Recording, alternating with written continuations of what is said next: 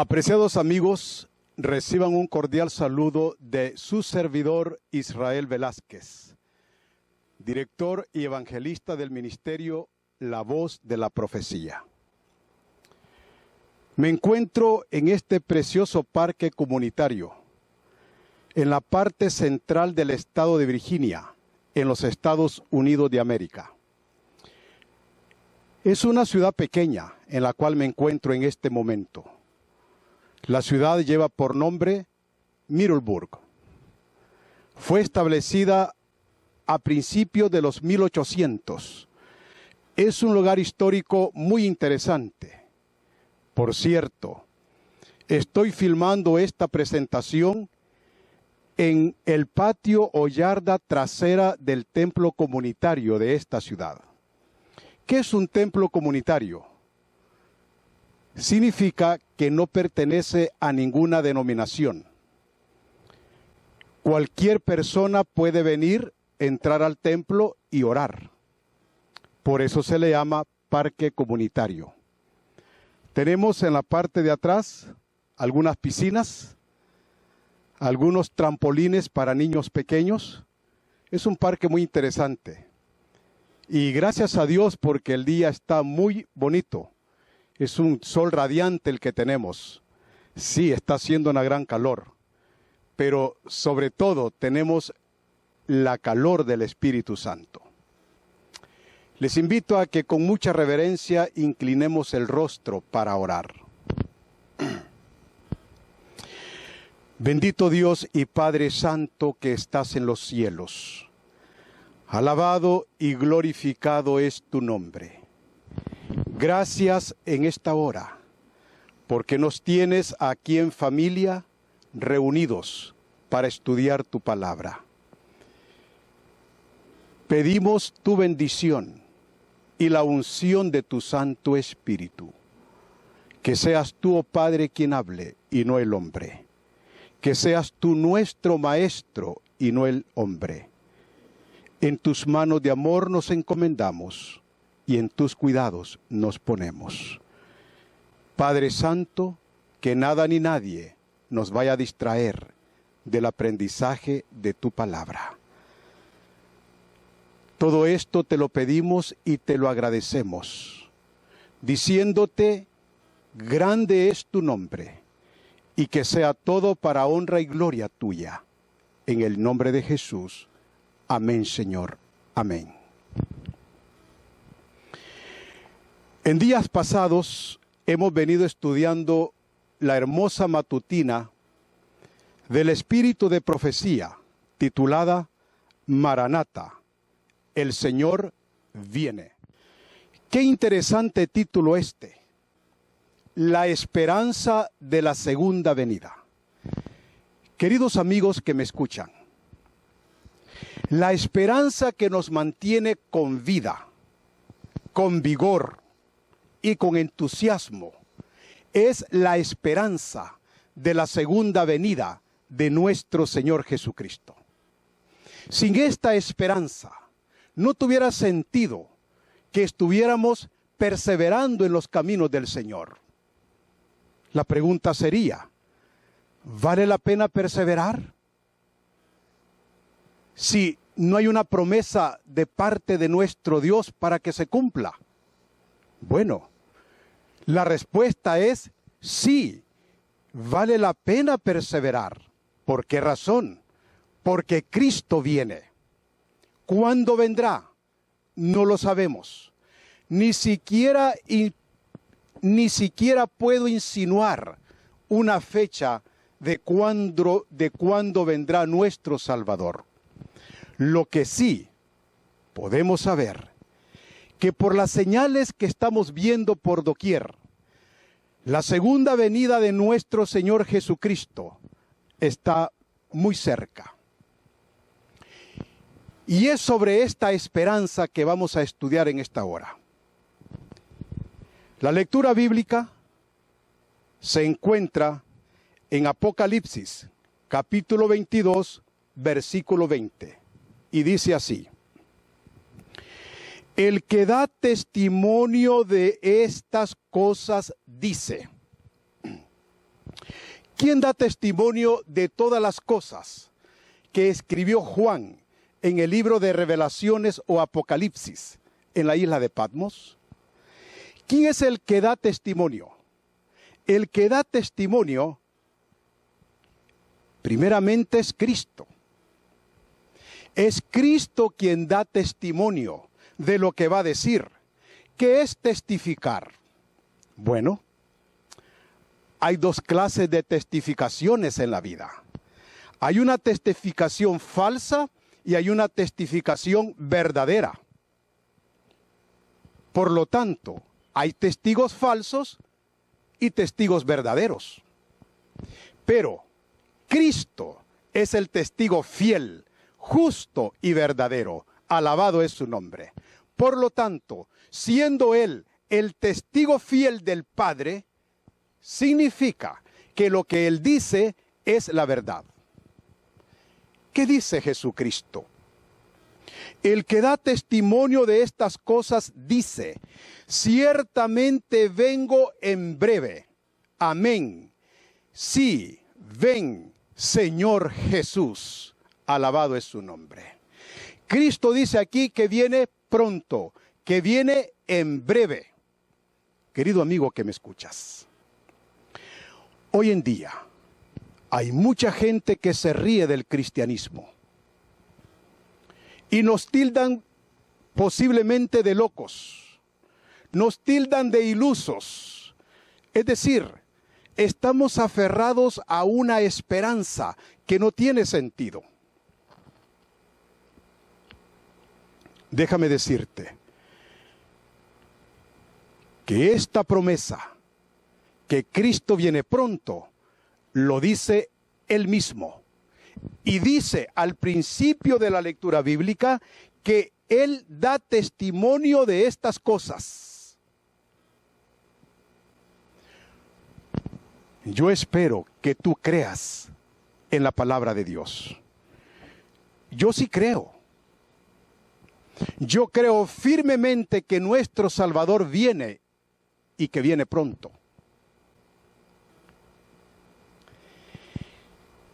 Hay una exclamación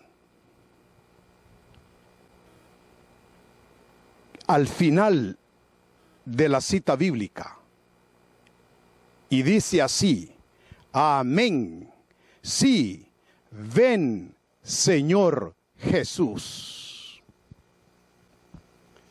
¿Quién exclamó estas palabras? Juan. ¿Creyó Juan que Cristo vendrá? Sí. Quiere decir que si tú y yo creemos que Cristo vendrá, podemos decir la misma exclamación. Podemos pronunciar la misma exclamación. Amén. Sí, ven, Señor Jesús. Si quieres, repítelo.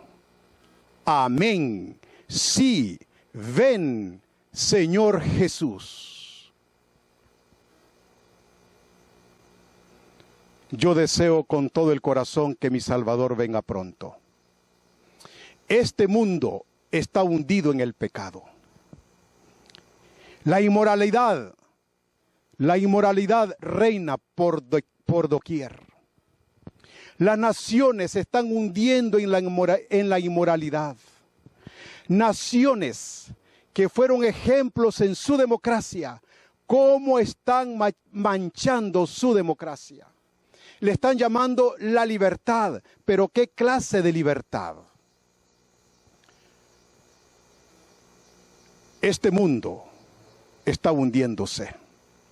Me quedé sorprendido que la gran nación, ejemplo de la democracia en Centroamérica y en toda Latinoamérica, Costa Rica, aprobó el matrimonio entre dos personas del mismo sexo. Si Costa Rica lo ha hecho, ¿qué podemos pensar del resto de los países?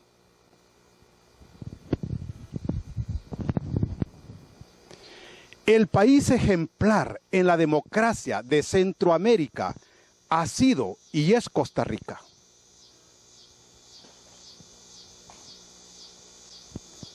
Querido amigo que me escuchas, las naciones están cada día hundiéndose más y más en la depravación moral. ¿Estamos entendiendo por qué es que anhelamos que Cristo venga pronto? Dice la pluma inspirada: la venida del Señor ha sido en todo tiempo la esperanza de sus verdaderos discípulos. Aquí hay un adjetivo calificativo. Dice que la esperanza, dice que la venida del Señor ha sido en todo tiempo la esperanza de sus verdaderos discípulos. Hay dos clases de discípulos. Hay discípulos verdaderos y hay discípulos que no son verdaderos. ¿Quieres un ejemplo? ¿A cuánto llamó Jesucristo para que le asistieran en su ministerio terrenal cuando estuvo aquí en este mundo? Llamó a 12. ¿Eran los 12 discípulos verdaderos? No. Había uno que no. ¿Quién fue? Judas. A mí me está diciendo la pluma inspirada que los Judas no se han terminado dentro del pueblo de Dios.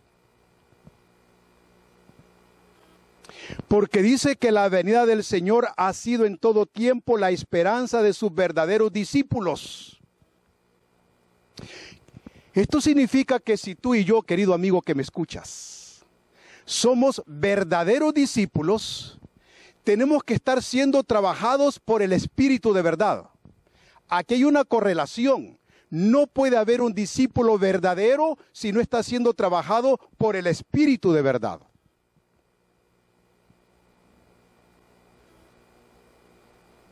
Si tú y yo estamos siendo trabajados por el Espíritu de verdad, nos convierte el Espíritu Santo en discípulos verdaderos. Y al convertirnos o al transformarnos en discípulos verdaderos, amamos con todo el corazón la segunda venida de nuestro Señor Jesucristo. ¿Qué implica todo esto? Una vida regenerada, una vida convertida para honra y gloria de nuestro Señor Jesucristo.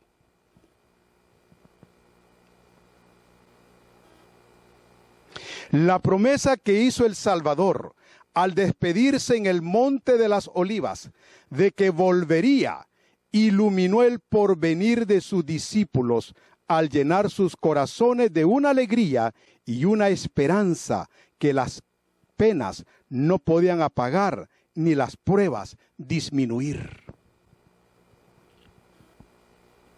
¿Cuántas penurias sufrieron los apóstoles después de la ascensión de nuestro Señor Jesucristo?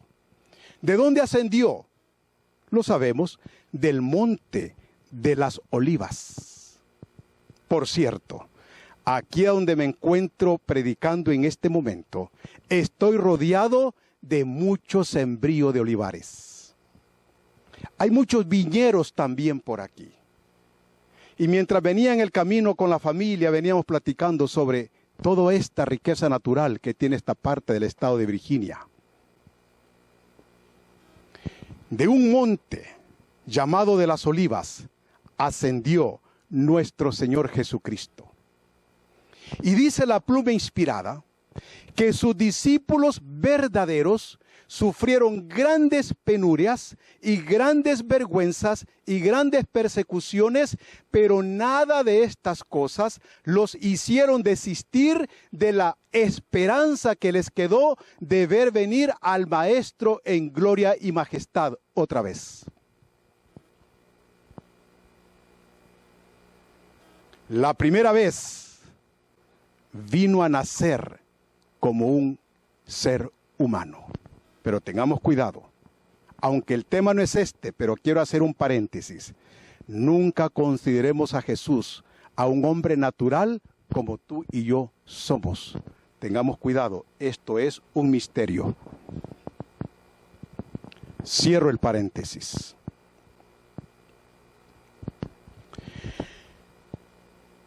Querido amigo que me escuchas, ¿cuántas penas y cuántas persecuciones tendrás que sufrir tú y tendré que sufrir yo porque queremos seguir dando testimonio de nuestro Señor Jesucristo? ¿Sabes? Ninguno de ellos vivió una vida caminando por caminos de rosas.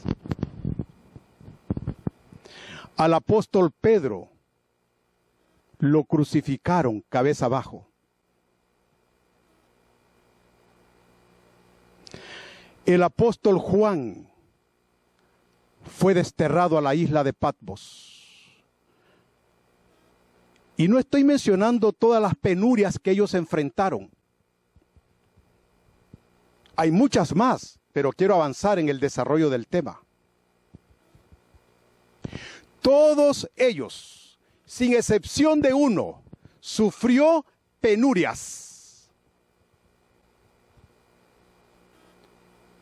Pero ninguno de ellos apostató de la fe, porque abrazaron con todo el corazón la esperanza que les dijo Cristo en el Monte de las Olivas, que volvería por ellos.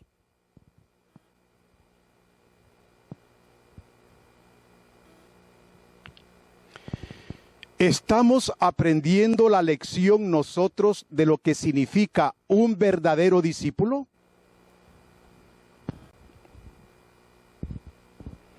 Escucha lo que dice la palabra de Dios.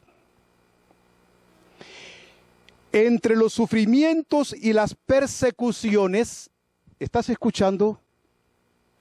Entre los sufrimientos y las persecuciones, la manifestación gloriosa de nuestro gran Dios y Salvador Jesucristo era la esperanza bienaventurada. Amén, Señor.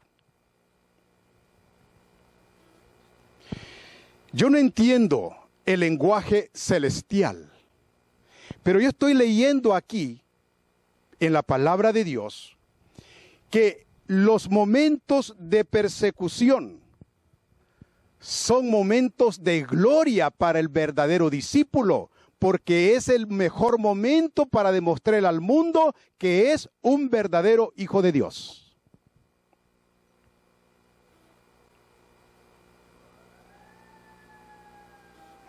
Cuando los cristianos de Tesalónica, agobiados por el dolor, enterraban a sus amados que habían esperado vivir hasta ser testigos de la venida del Señor, Pablo, su maestro, les recordaba la resurrección que había de verificarse cuando viniese el Señor.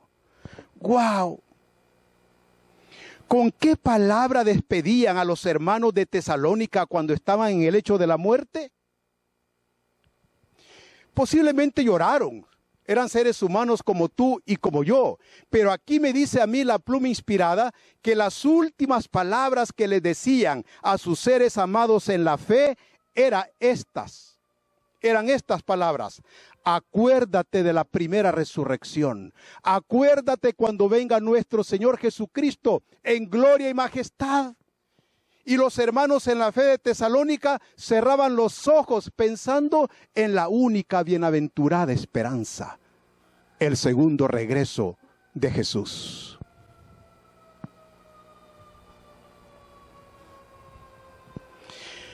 Llegar al lecho de la muerte en esta condición era victoria en Cristo Jesús.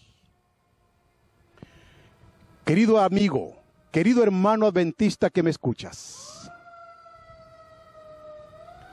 la iglesia verdadera tiene que ser perseguida. El Señor nos está preparando desde ahora, diciéndonos: perseveren, no desmayen. No tiren la bandera al polvo, manténgala en alto. Y si han de morir como mártir, cierren los ojos pensando en mi promesa, que pronto iré a traerlos.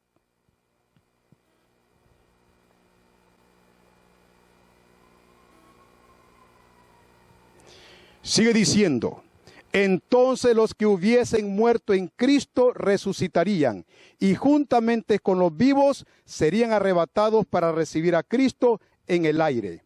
Y así dijo, estaremos siempre con el Señor.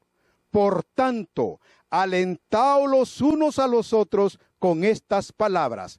Y está citando Primera de Tesalonicenses, capítulo 4, versículos 16 al 18. Yo ruego al Señor para que tú y yo hagamos propias las palabras de Primera de Tesalonicenses 4, versos 16 al 18. Querido hermano que me escuchas, que nada ni nadie nos vaya a distraer ni a separar del amor en Cristo Jesús. Escucha cómo termina esta lección de este hermoso libro titulado Maranata, el Señor viene.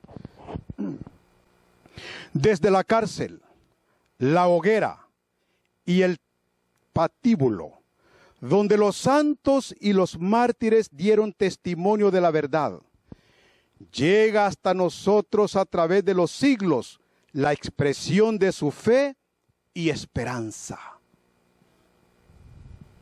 Dios ha permitido que la historia conserve el testimonio de los mártires de nuestro Señor Jesucristo. Y el Señor lo ha conservado a través de los siglos para darnos palabras de aliento y ánimo en esta hora crucial que tú y yo hemos entrado en el fin del tiempo. Con estas palabras alentó a su iglesia en la era primitiva, es decir, de la iglesia cristiana primitiva. Y el Señor te está diciendo a ti y a mí en esta hora que con estas mismas palabras está alentando a su iglesia en el tiempo del fin. Jesús no cambia su palabra. Jesús no cambia sus promesas. Que tú y yo tampoco cambiemos nuestras decisiones. Que tú y yo tampoco cambiemos nuestra palabra. Un día nos bautizamos en el nombre del Padre, del Hijo y del Espíritu Santo. Nos tomaron el voto bautismal, entre los cuales estaba el voto de serle fiel al Señor en su iglesia. Poco a poco nos vamos acercando a este tiempo crucial. El Señor viene pronto.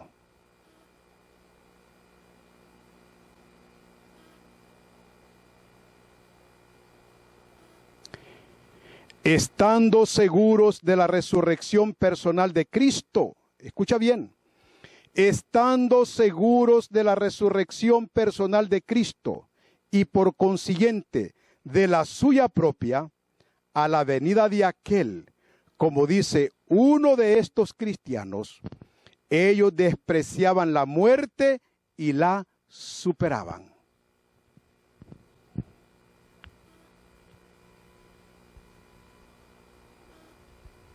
¡Qué testimonio! ¿De qué se aferraron ellos? ¿Has escuchado? Se aferraron de la resurrección de Cristo. Cuando ellos se aferraron de la resurrección de Cristo, la esperanza crecía y se fortalecía en ellos, porque estaban seguros que Cristo había ganado la victoria sobre el pecado y sobre la muerte. Y estaban seguros que así como Cristo ascendió del monte de las olivas, Cristo volvería en cumplimiento de la promesa que les hizo. Y pasaron al descanso y fueron sepultados. No vivieron para sí, sino que vivieron para Cristo. Por lo tanto, al morir, no murieron para sí, murieron para honra y gloria de Cristo. Mi pregunta es, ¿y tú para quién vives? También me pregunto yo, ¿y yo para quién vivo? ¿Vivimos para sí o vivimos para Cristo? Si vivimos para sí, pues no moriremos para Cristo. Es decir, si yo paso al descanso sin ser regenerado por el poder del Espíritu Santo, quien es la tercera persona de la deidad, yo no podré tener parte en la primera resurrección. Entonces, ¿qué me espera? Muerte eterna.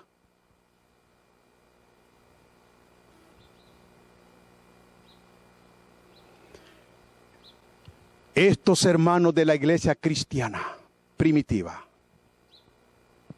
son un fiel testimonio de cómo debe de vivir un verdadero discípulo y de cómo es que debe de morir un verdadero discípulo de Cristo Jesús. El Señor te insta a ti y a mí en esta hora a que echemos suerte con Él. Él quiere venir a traerte a ti y también a mí. Él quiere venir por tu familia y también por la mía. ¿Le estaremos esperando? Ruego al Señor que sí. Que tú y tu familia lleguen a la patria celestial.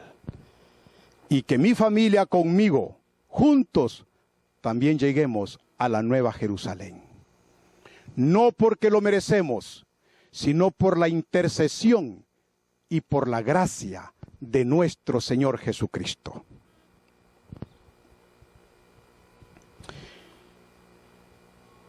Termina la lección de este día refiriéndose al apóstol Juan.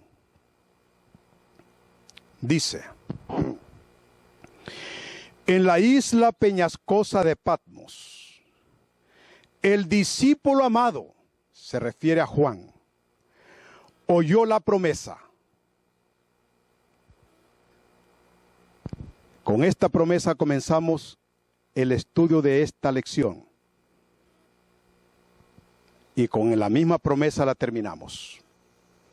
Está citando Apocalipsis 22:20. Ciertamente vengo en breve. Y su anhelante respuesta expresa la oración que la iglesia exhaló durante toda su peregrinación. Ven, Señor Jesús. Alabado es su nombre. Oremos. Bendito Dios y Padre Santo que estás en los cielos. Gracias te damos por esta gran promesa que nos mantiene con vida. La promesa de tu segunda venida. Dios Santo, ayúdanos a permitirte a que tomes control de nuestros pensamientos. Oh Espíritu Santo, ayúdanos a permitirte a que tú mores con nosotros y dentro de nosotros, para que puedas hacer tu obra transformadora y regeneradora en nuestras vidas. Oh Padre Santo, que por la intercesión de nuestro Señor Jesucristo, nuestras plegarias sean aceptadas por ti. Gracias, Padre, por este aliento que nos das y tus promesas están latentes para tu pueblo. Ayúdanos a afianzarnos en ellas y ayúdanos a permitirte a que ganes la victoria en nosotros. Todo esto te lo pedimos y te lo agradecemos. En el nombre de Jesús. Amén, Señor. Amén.